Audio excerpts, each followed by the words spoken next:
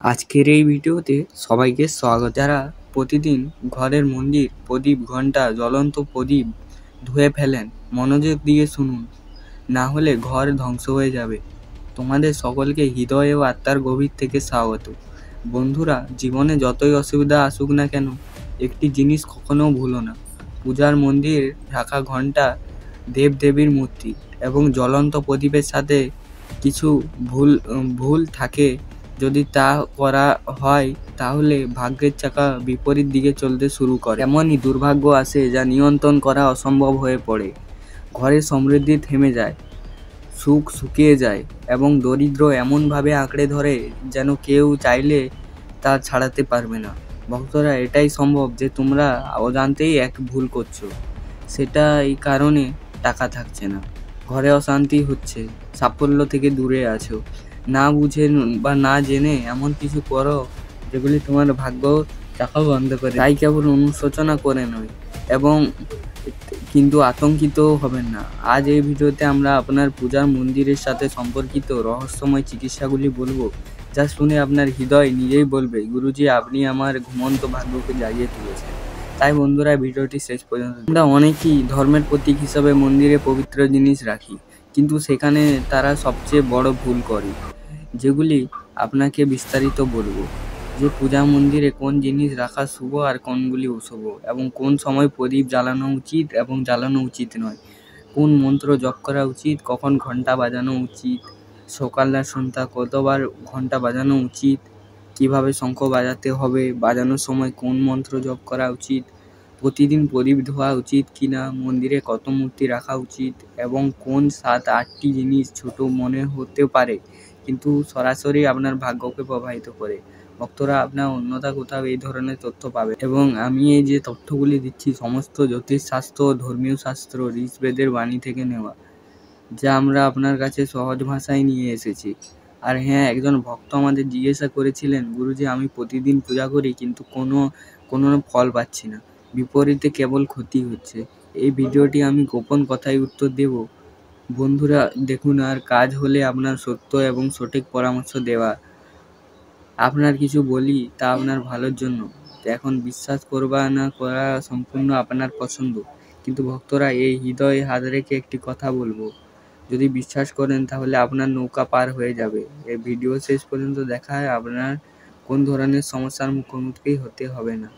এছাড়া আপনার বোধগম্যতা, আপনি নিজেই বুদ্ধিমান, যা সঠিক ভুলের মধ্যে পার্থক্য জানেন।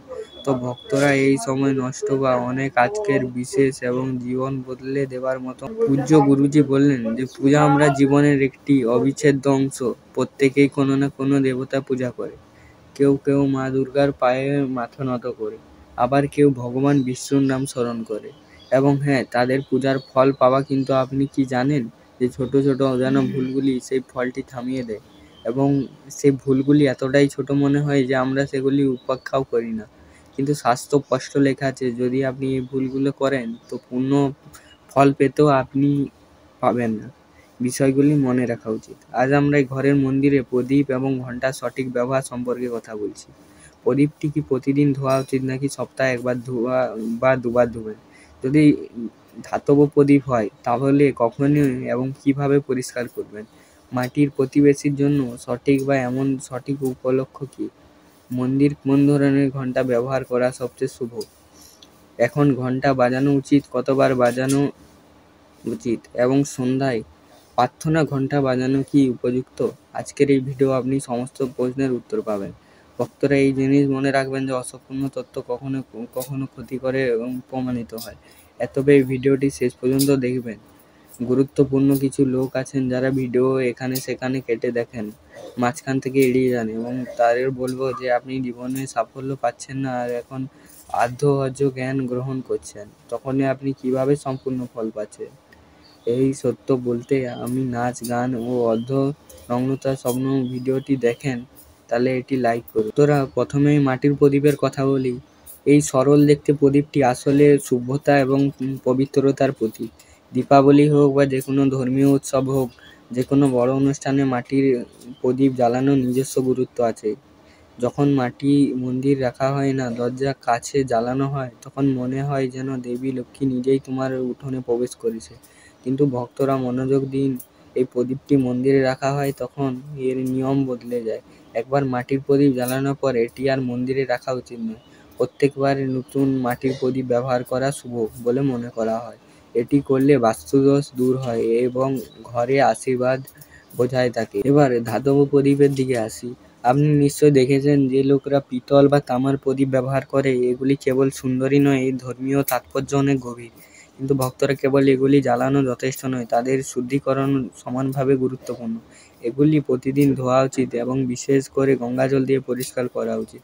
গঙ্গাজল দিয়ে ধোয়ার মাধ্যমে প্রদীপটি পবিত্র এবং ইতিবাচক শক্তি ছড়িয়ে থাকে। সপ্তাহে একবার বা দুবার যদি পরিষ্কার করা যায় তাহলে এগুলি সম্পূর্ণরূপে বিশুদ্ধ হয় না। তাই এটি আপনার দৈনন্দিন অভ্যাসে পরিণত করুন। এবার আসি ঘরের মন্দিরের ঘণ্টার দিক। পিতলের ঘণ্টার শব্দ এমন তাৎক্ষণিকভাবে পরিবেশ থেকে ইতিবাচক শক্তি দূর করে এবং ইতিবাচক প্রবাহিত বৃদ্ধি করে। কিন্তু ভক্তদের কখনোই এটি দক্ষিণ দিকে রাখা উচিত নয়, এটি অশুভ বলে বিবেচিত। সর্বদা পূজাস্থলের কাছে বা মন্দিরে প্রবেশ পথে ঘণ্টাটি রাখুন। সবচেয়ে শুভ ঘণ্টা হলো গরু খোদাই করা ঘণ্টা। এটি গরুর ঘটনায় বলা আছে এটি অত্যন্ত পবিত্র ও ফলপ্রসূ বলে মনে রাখা হয়। এই প্রশ্ন উঠেছে কতবার ঘণ্টাটি বাজানো উচিত। ভোগ দেওয়ার সময় 5 বার ঘণ্টাটি বাজান। এটি করার ফলে ঈশ্বর দুধ ভোগ গ্রহণ করেন। পূজার সময় ঘণ্টাটি জোড়ো করে একটানা বাজানো উচিত নয়, কেবল 3 বার বাজানো উপযুক্ত। সর্বদা ডান হাত দিয়ে ঘণ্টাটি বাজান এবং মুখটি পূজাস্থলের দিকে তাকিয়ে থাকুন। মনে রাখবেন, শুধুমাত্র সকালে পূজায় ঘণ্টা বাজানো শুভ বলে বিবেচিত। সন্ধ্যায় ঘণ্টা বাজানো এড়িয়ে চলা উচিত, কারণ শাস্ত্র এটিকে উপযুক্ত বলে মনে করা হয়নি। এই নিয়মগুলি অনুসরণ করলে আপনার পূজার বহুগুণ ফলপ্রসূ এবং কার্যকরী হয়ে উঠবে। ভক্তরা এই জিনিসগুলি ছোট মনে হতে পারে, কিন্তু আপনার ভাগ্যের উপর এর গভীর প্রভাব রয়েছে। ভক্তরা আর কিছু গুরুত্বপূর্ণ বিষয় মানুষ প্রায়শই উপেক্ষা করে। কোনো মন্দিরে যাওয়ার পর ঘরের বাইরে মন্দিরে প্রবেশ করার সময় কেবল ঘণ্টা বাজান। মন্দির থেকে বের হওয়ার সময় ঘণ্টা বাজানোর দরকার নেই। এই ঘণ্টা বাজানো তখন কেবল একটি শব্দ নয়, এটি ঈশ্বরকে প্রদত্ত একটি সংকেত। প্রভু, আমি আপনার দরজায় এসেছি, আমি আপনার আশ্রয়ে আছি। একবার এই ঘণ্টাটা বাজানোর অর্থ আপনি ঈশ্বরের দরবারে প্রবেশ করছেন এবং এই পূজা শুরু করেছেন। এবার এই 2 ঘণ্টা বাজানোর অর্থ হলো আপনি আপনার প্রার্থনা এবং হৃদয়ের কথা সরাসরি ঈশ্বরের সামনে রাখছেন। এমন ভক্তরা আপনার এমন কিছু কথা বলতে যাচ্ছি যা সম্ভবত কেউ আপনাকে বলেন। আপনার পূজা করার সময় আপনার মুখ সর্বদা পূর্ব দিকে থাকা উচিত। এই দিকটি সবচেয়ে শুভ বলে মনে করা হয়, কারণ এখান থেকে সূর্যের প্রথম রশ্মি আসে যা ইতিবাচক শক্তিপূর্ণ। পূজা পশ্চিম দিকে করা যেতে পারে, তবে পূর্ব দিকে অসুবিধা অনেক গুণ বেশি। বাড়ির সিঁড়ির কাছে পূজাঘর তৈরি করা অশুভ বলে মনে করা হয়, কারণ সেখানে ইতিবাচক শক্তির প্রভাব বেশি। ঈশ্বরের আসন সর্বদা আপন আসেন। সবচেয়ে মনে রাখবেন, এই বিষয়গুলি জনস্বার্থের কথা মাথায় রেখে শেয়ার করা হয়েছে। আপনার বিশ্বাস এবং বিশ্বাসের সাথেই জ্যোতিষ ধর্মের প্রতিকার গ্রহণ করুন। আমার লক্ষ্য আপনাকে সঠিক দিক নির্দেশনা এবং আর ভালো পরামর্শ দেওয়া। এই কোনো দাবি নেই। বন্ধুরা, যদি আপনি এই ভিডিও পছন্দ করেন তাহলে অবশ্যই লাইক করুন।